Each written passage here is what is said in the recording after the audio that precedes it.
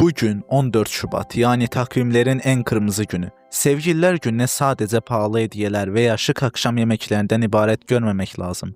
Asıl mesele hayatın koşturmacası içinde yanımızdaki insanın kıymetini bildiğimizi hissettirmek. Bazen içten bir teşekkür ederim, bazen de paylaşılan sıcak bir kahve en görkemli hediyeden daha değerlidir. Sevginin sadece sözde kalmadığı, emekle ve nezaketle büyüdüğü nice güzel günleriniz olsun. Sevmekten ve sevilmekten hiç vazgeçmeyin. Sevgililer gününüz kutlu olsun.